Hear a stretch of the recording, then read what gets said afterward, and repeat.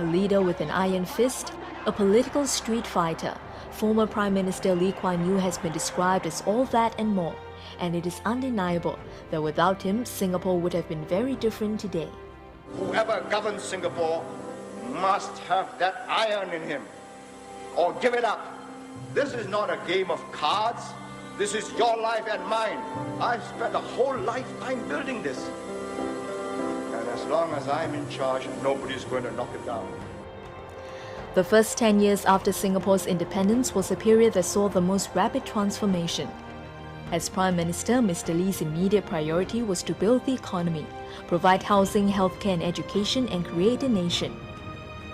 In his speech on 12 September 1965, Mr. Lee said, "Over 100 years ago, this was a mudflat, swamp.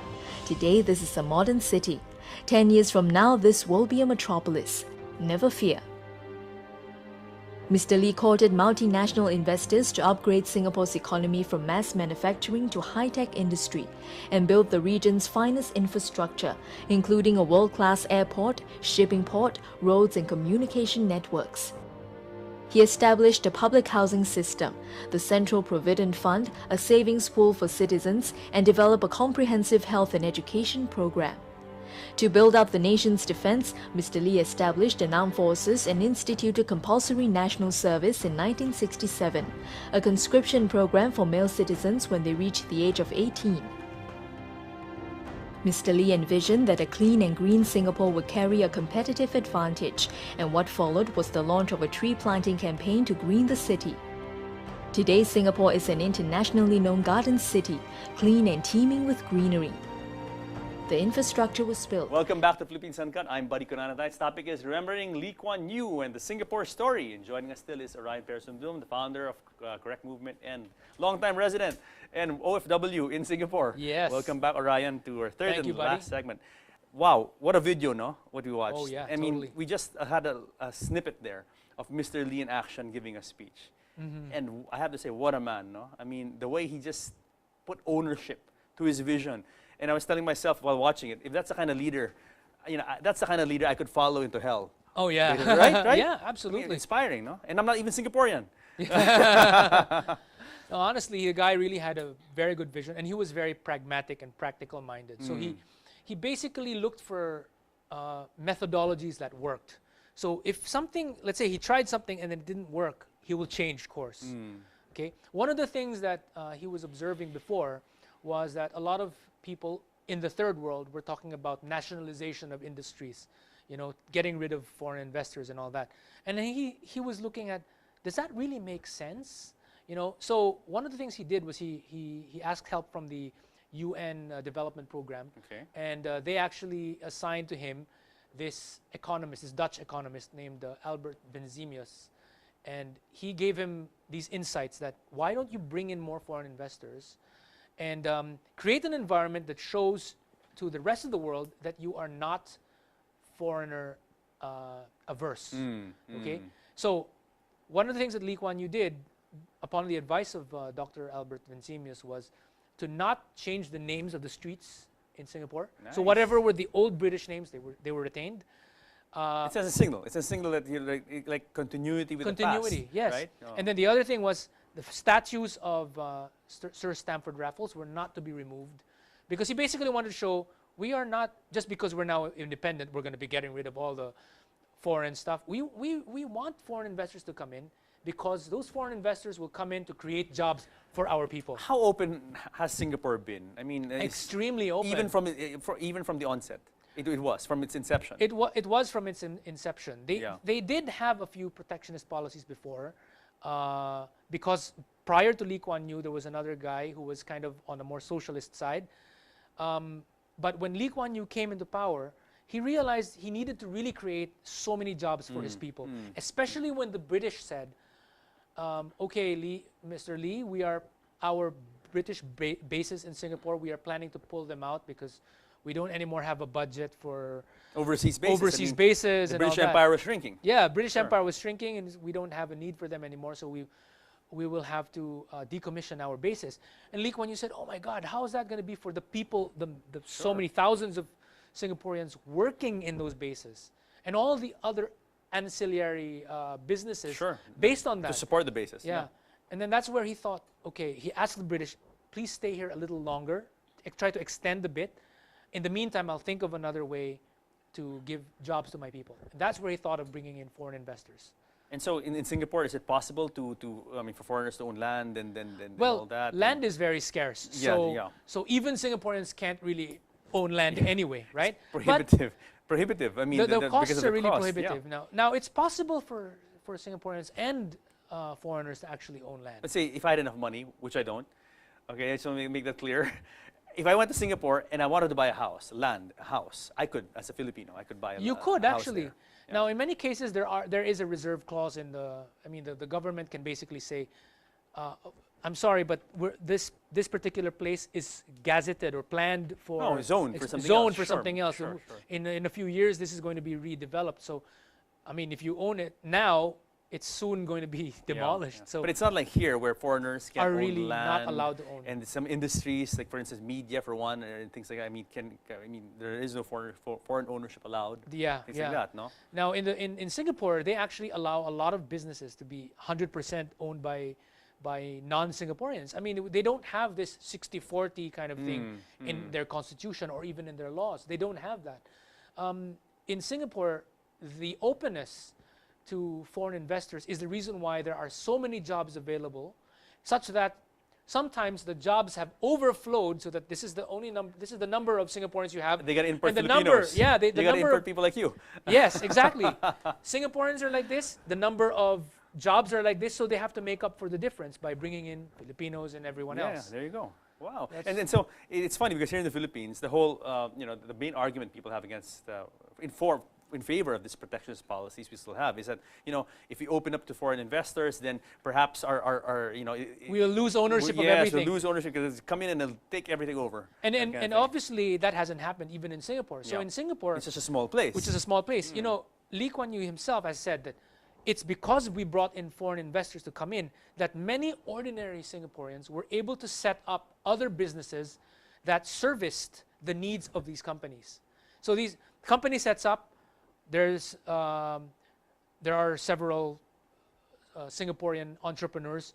They set up a restaurant nearby or set up the canteen, or because now there are a lot of Singaporeans who have jobs, they can now set up a supermarket nearby, or Yep. basically all these extra businesses come into being because people have jobs.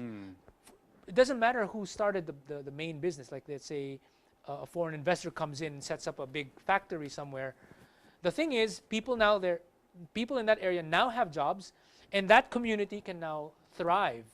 So all these people, these local Singaporeans with good ideas, they can come up with some company that services these people. Yeah, who no, work it there. really. I think that we've been talking about Mr. Lee and his work for the past 45 minutes or so Yeah. almost, and I think it really boils down to three, like intelligence, vision, and heart. And absolutely. Which he had. Obviously, he had those three qualities. It comes down to those three. Yeah, right? absolutely. But I think I'll add also Sure. that we need a system that allows that to happen. Absolutely, So, absolutely. I mean, I would personally think that we had Ramos, General Ramos, became former President Ramos, and he had No, say he absolutely. had I think those. he is probably the closest we had Yes. to have to someone like Mr. Lee. I've met him. I'm pretty sure you have Yeah, too. yeah. But I've met him, and I'm very impressed by the fact that he reads a lot as well. But Just see, like unfortunately, he only had 6 years. He only had 6 Mr. years. Lee had 31 years. Yes, and it's a system that was a difference. We Yeah, had yeah. a 6-year cap at only one term, and then he was not. When some of the people within his group were thinking of making changes, then there were all these things about masama yung tsa-tsa na yan, all this stuff saying that making changes was wrong, when in fact this is exactly what we needed. Lee Kuan Yew was able to do what he did because they had a parliamentary system. That parliamentary Yes. system allowed him, as long as he continued to perform and deliver the perform, goods, bring home you the know, bacon, so to speak. Yeah. because he kept on performing, he kept on staying. Yeah. The thing about the parliamentary system is, if the moment the leader ceases to perform, he's out of power. Then there's a change of government. Change of government. Yeah. He can be thrown out. Now, okay, Ryan. How do you react to people who? Okay, there's a lot of praises for Lee Kuan Yew, but on the flip side, on the other side, people also say, okay, fine, Singapore, great place, very admirable what you've accomplished, but it's a small place. It's 700 plus square kilometers, which is half the size of Delhi. Half the size of Delhi with a 5 billion population. So, I mean, some people say that you could do it because you had a small place. Yeah, that's a very good argument there. One of the things that the Chinese have is this saying that goes, 麻雀虽小，五脏俱全, which means it's very good. Huh? what that means is, while the sparrow is small, it has all the 5 organs that other birds have. So, parang they're saying that the Chinese are saying, eagle is big, sparrow or Maya is small, but they fly. They both have what's needed for them to do what they need to do. The same thing, Singapore is small, China is big, but they're very much similar. Look at what happened. Deng Xiaoping learned from Lee Kuan Yew. When he visited Singapore in 1978, and then he spoke with Lee Kuan Yew, he was asking, what's the secret of what you're doing? Lee Kuan Yew gave him the secret formula.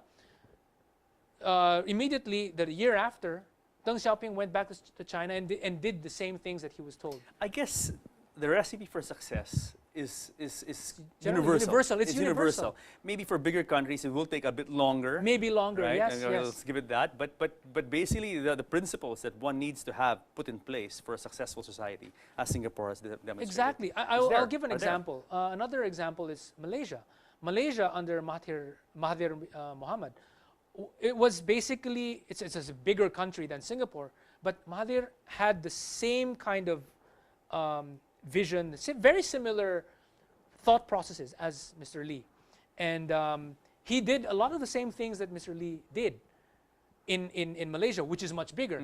So, he actually succeeded in making Malaysia become a much richer country. They're not yet first world, but on the road, they're on the road yes, to that. On the road to that you look at KL and you look at the kinds of developments and infrastructure they have, they're very much first world already. And the Philippines, is there any hope for our nation, our country? Can we become first world? We can. It's very much dependent on certain conditions happening. So it's a very conditional statement. We can if we, first of all, get rid of the anti-foreign investor policies and restrictions in our constitution. If we shift to a parliamentary system, also if we federalize so that we can make bite-sized pieces out of the region, so that you can have mini Lee Kuan Yews in each of the places. Because that's the same thing with Malaysia. The reason why it worked for them is because they're also federal. Yes, yes. So you don't have everything all in KL. You also have spread out the wealth and the opportunities. And for God's sakes, elect someone, a very good president in 2016, right? Absolutely. Next year. Yeah. Well, I'm really, I'm hoping that we don't even have to stick with the presidential system. It's really the reason why. I agree.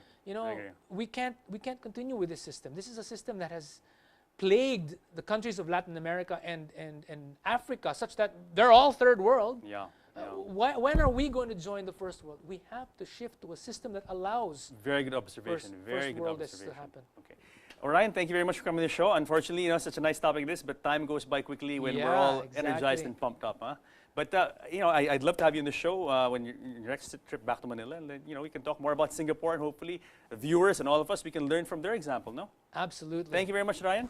And thanks a lot, buddy. More power to you, huh? Thanks, buddy. So guys, I hope you enjoyed the show tonight on Remembering Lee Kuan Yew and the Singapore story. Join us again next year on the show where we talk about what matters to you guys, because you guys matter the most. I'll see you next week.